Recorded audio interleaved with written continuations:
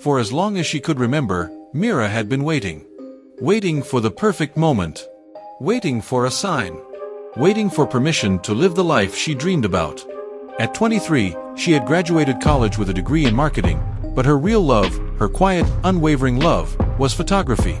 It had started with her father's old Canon, dusty and forgotten in a drawer, which she'd picked up one rainy afternoon after school.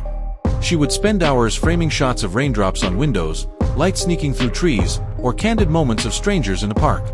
But she never shared her photos with anyone, not really. Maybe a casual post online every few months, buried beneath a self-deprecating caption. Nothing serious. She was waiting, always waiting. She worked an uninspiring job at a mid-level firm. Her boss barely knew her name. She arrived at 9, left at 6, smiled when necessary, and said thank you more times than she could count, even when her ideas were ignored. At night, she scrolled through social media, watching people her age live loudly, traveling, creating, speaking, building. She would like their photos, then shut off her phone and went to bed with a tightness in her chest she couldn't quite name. She told herself she wasn't ready. That her gear wasn't good enough. That the world didn't need another photographer. That she needed more experience, more confidence, more something. And so, she waited. Until one Tuesday in October. It started like any other day, gray skies, lukewarm coffee, and a spreadsheet that made her soul ache.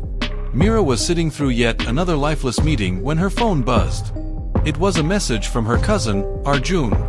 You still doing photography? I know someone who needs a last-minute wedding photographer. Their guy just bailed. The wedding's this Saturday. It's small, just 60 people. You'd be perfect. Her stomach turned. Her first instinct was to say no. Absolutely not. She wasn't ready. She wasn't a real photographer. What if she messed up their once-in-a-lifetime memories? What if the lighting was wrong, or her lens jammed, or she panicked? She stared at the message for a long time. Her cursor blinked at her like it was daring her to do something different.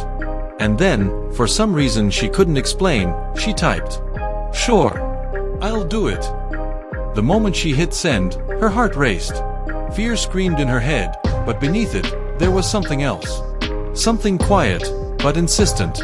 A flicker of movement inside a soul that had been sitting still for too long. The rest of the week was a blur.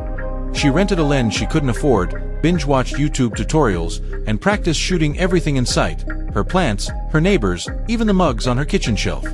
She barely slept. And yet, something felt alive in her for the first time in years. Saturday arrived. The wedding was held in a modest garden, with fairy lights strung between trees and soft music floating through the air. Mira showed up early, her hands trembling as she adjusted her camera strap.